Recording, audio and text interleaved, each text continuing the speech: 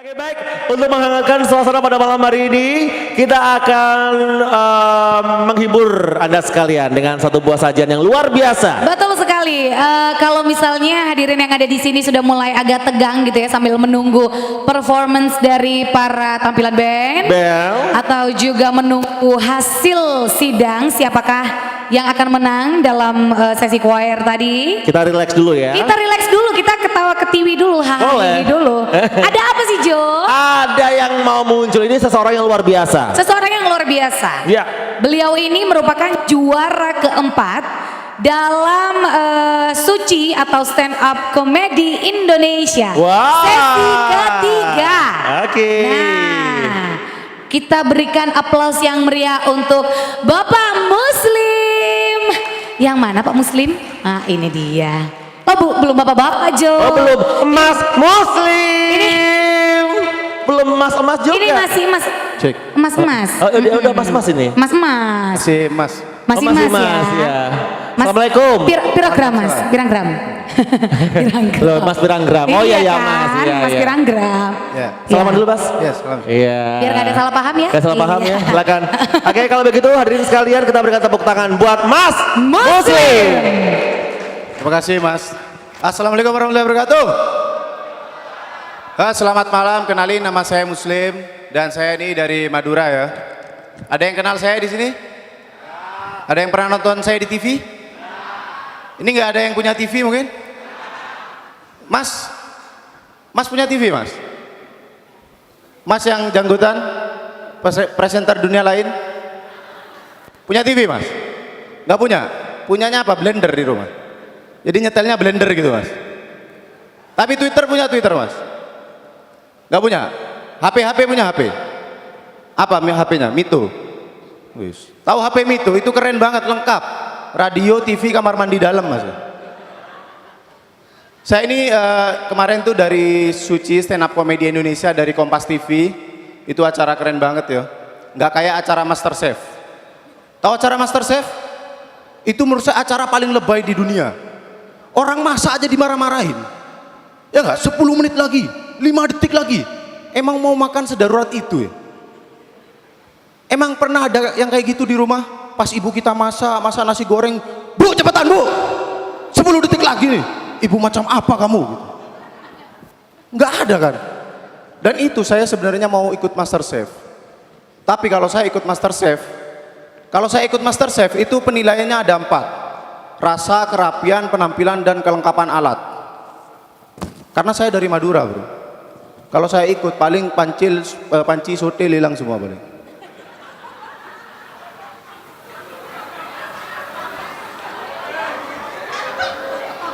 Loh jangan salah. Nama saya ini kan Muslim. Muslim itu ada artinya musuhnya limbat. Saya itu sebel banget. Orang Madura tuh sebel nonton limbat apa? Kalau dia tampil tuh matahin besi. Dak. Itu orang Madura lihat ya Allah. Itu kenapa harus dipatah-patahin? Seakan-akan besi itu menangis loh. Orang Madura ya Allah itu dikiloin jangan dipatah-patahin. Sebel sama limbat ya. Tapi ya limbat itu kalau di TV dia diborgol, dirantai, ditutup tirai, dibuka terlepas borgolnya.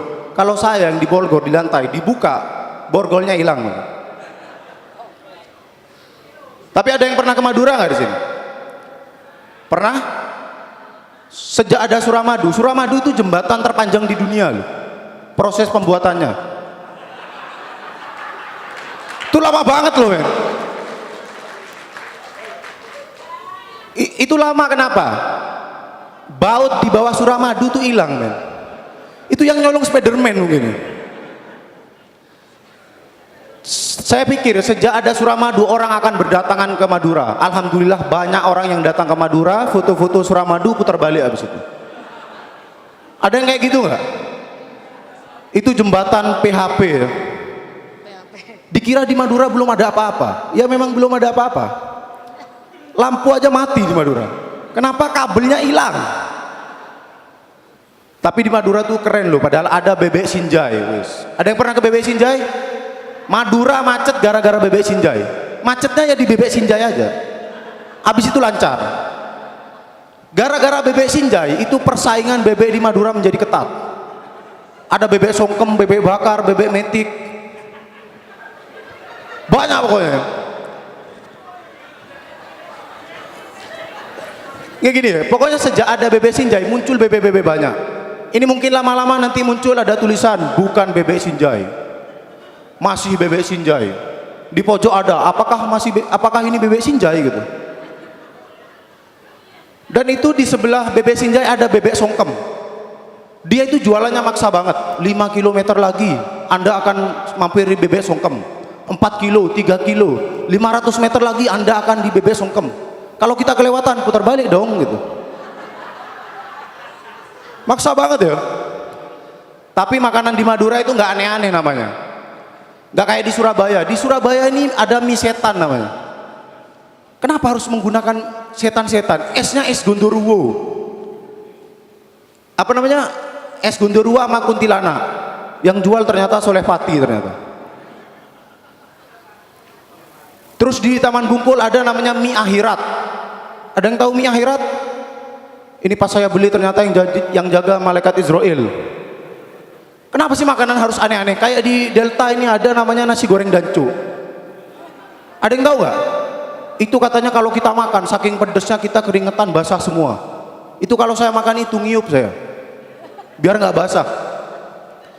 Itu filosofi nasi goreng danco. Itu katanya kalau kita makan, itu saking pedesnya kita ngomong danco, danco, pedes danco. Itu astagfirullah menurut saya. Saya ini seorang muslim bro. Saya kalau makan tuh kenyang alhamdulillah, pas bayar danco larang cuk gitu. Kayak gitu ya.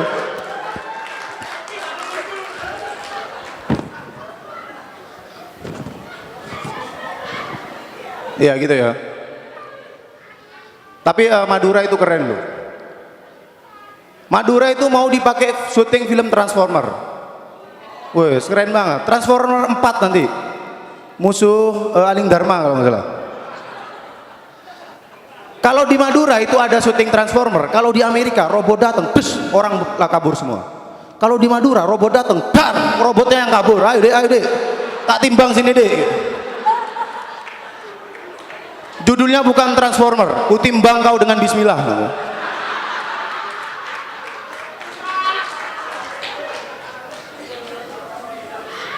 Tapi itu kalau di Madura. Kalau di Surabaya itu juga nggak bisa buat syuting Transformer. Karena kalau Transformer syuting di Surabaya itu ada robot polisi berubah, dar, nggak keren. Kalau di Amerika robot polisi berubah, dar, LAPD, Los Angeles Police Department. Nah kalau di Surabaya, dar, Samsat Kenjeran gitu. Nggak keren pasti men.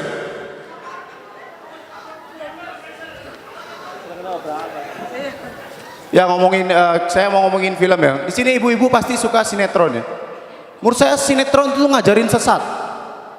Salah satu ajaran sesat sinetron itu kalau piring jatuh, pear pecah, itu katanya keluarganya ada yang kecelakaan.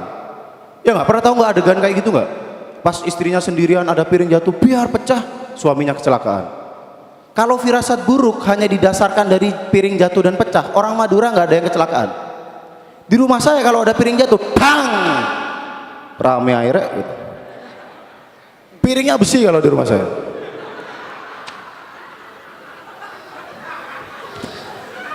Dan ini ya, di sinetron itu juga ngajarin ya, pasti ada adegan kayak gini. Ibu-ibu masuk rumah sakit ginjal, terus dia butuh donor ginjal, keluarganya nggak ada yang cocok. Yang cocok apa? Orang yang pernah dijahatin. Misalnya di jalan, hei kamu dasar nggak tahu diri orang miskin. Tiba-tiba ibu masuk rumah sakit. Yang cocok ginjalnya orang itu doang. Ini ada pesan moralnya teman-teman, sahabat-sahabat, bapak-bapak, ibu-ibu. Pesan moralnya adalah catatlah orang yang pernah kalian jahatin. Karena ginjalnya akan berguna di suatu hari nanti. Terus saya mau ngomongin acara TV yang aneh lagi itu menurut saya acara Dunia Lain. Dunia Lain ini adalah acara yang nggak mendidik. Setelah selesai uji nyali, presenternya ngomong gini, selamat, semoga pengalaman ini berguna bagi Anda di kemudian hari. Buat apa pengalaman uji nyali gitu? Buat ngelamar kerja di Danamon gitu misalnya. Pengalaman Anda apa? Saya pernah dengar suara-suara Pak. Saya pernah lihat sesuatu, bayangan gitu. Gak penting. Ceting kan. Dan saya kemarin tuh nonton uji nyali live. Uji nyali live dan pesertanya itu cewek pakai hot pants. Woi, sini setan ikut acara setan ya.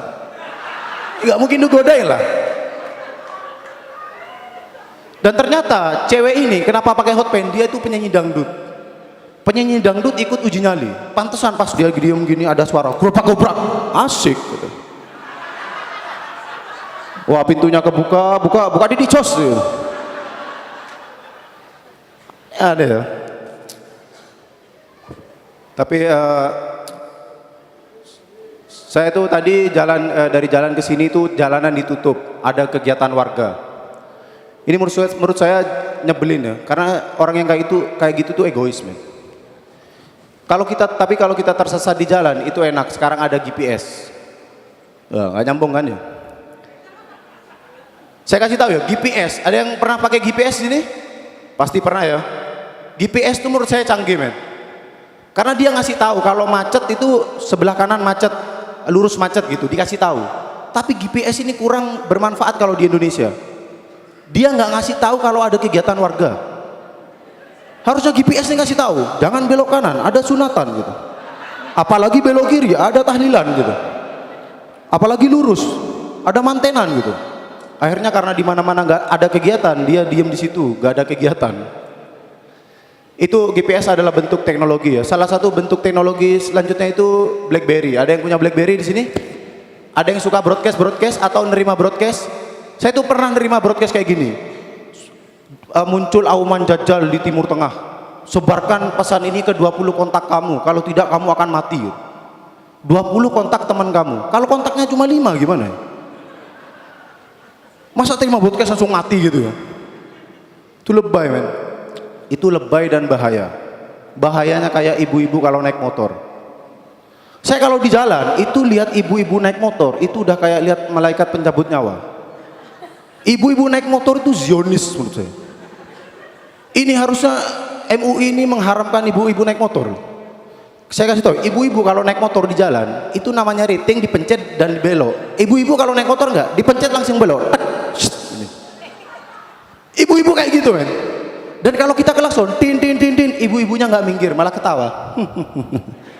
Rasakan itu. Sudah kuracuni minumanmu gitu. Itu bahaya banget menurut saya. Dan saya pernah di daerah Beratang, itu kayak gitu juga. Pas saya naik motor gini, tangan saya, ibu-ibu itu nerobos lampu merah. Saya hijau, ibu-ibunya merah. Tapi ibu-ibunya yang gini tangannya.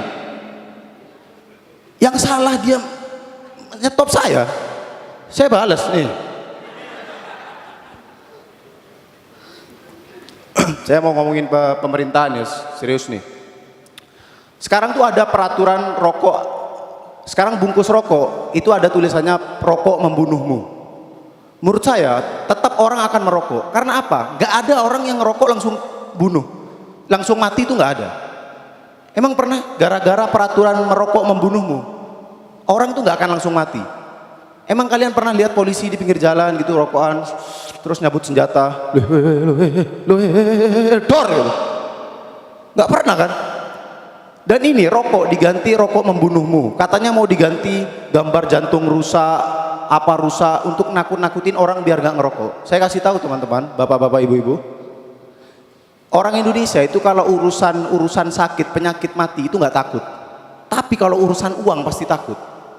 Harusnya rokok itu diganti peraturannya. Merokok dapat menyebabkan serangan jantung, operasi 300 juta, tahlilan 20 juta, BPJS gak berlaku gitu.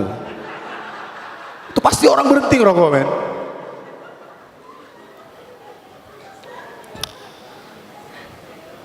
Juga nih saya mau ngomongin pemerintah itu aneh-aneh ya.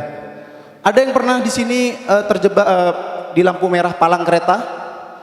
Kalau kita di palang kereta api itu pasti ada suara cewek yang ngomong, menurut undang-undang Anda harus berhenti. Iya nggak? Pernah ada yang kayak gitu nggak?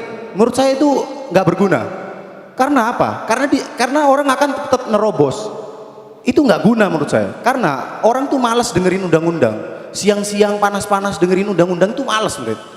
Pasti banyak yang nerobos. Seharusnya itu peraturannya jangan suara cewek, diganti suara cowok gitu. Jadi pas ada kereta api suara cowok. Mas, gonjeng telu, iku lho ono kereta. Kon kate ketabrak gitu. Pasti takut, men. Dan ngomongin anak muda ya. Di sini banyak cewek-cewek yang wis. Tadi pesertanya cewek-cewek. Saya kasih tahu ya, cewek-cewek zaman sekarang tuh aneh-aneh.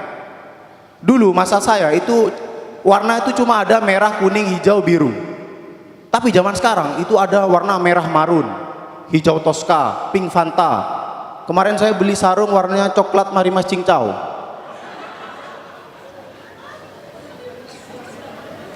Dan saya kasih tahu, cewek-cewek zaman sekarang itu kalau pacaran lebay, men. Pernah nggak kalian lihat orang yang cewek yang goncengan sama cowoknya, joknya diginiin tuh bro? Yang gini nih goncengnya nih, kepalanya taruh sini gini, jok di belakang tuh masih luas, kasih LPG cukup itu. Tapi goncengnya rapat banget gini nih bro. Ternyata pas jalan turunnya kayak gini, men. Ya demikian dari saya. Assalamualaikum warahmatullahi wabarakatuh. Oke, luar biasa. Luar biasa. Lo. Iya. Memang banyak hal yang bisa diceritakan ya. Iya. Kamu pernah nggak gonceng cewek kamu kayak gitu tadi? Aku nggak pernah. Atau kamu yang digonceng sama cewek kamu? Daripada aku gonceng cewek, aku mendingan bawa LPG aja. Pote mas ya. Oke, baiklah kalau begitu kita akan lanjutkan lagi. Sekali lagi kita berikan tepuk tangan dulu dong buat Mas Muslim. Luar biasa. Prestasinya sudah sampai ke tingkat Indonesia nasional. Tingkat ya. nasional dong. Dan yang pastinya aku jadi ngeri pergi ke Madura. Aku dikeloin nanti. Makanya saya cek, gigi kamu ada besi-besinya nggak atau ada mas-masnya gitu? Sudah aku lepas. Oh, udah lepas ya. Aku dikeloin. Hati-hati. Oke deh, kalau gitu sekarang kita akan mempersiapkan untuk band competition ini. Betul sekali Jo Saputra. Band competition akan segera kita mulai, di mana peserta nomor 1 sudah bersiap-siap di belakang panggung. Tapi sebelumnya kita akan undang dulu Dewan Juri yang akan menilai. Yes, betul sekali. Malam hari ini tim penilai untuk kompetisi band The Festival Surabaya 2014. Yang pertama kita akan panggil Bapak Profesor Dr. Johan. Oke, sudah hadir ya. Selamat malam Bapak, masih semangat Pak? Oke. Dan berikutnya ada Bapak Hari Eko Supriyanto. Bapak Silakan. Hari. Monggo Pak. Silakan mengisi tempat duduk yang kosong mana? Bapak. Mengisi tempat duduk yang kosong. Jangan yang kosong, yang sudah disediakan. Iya benar-benar. Oke.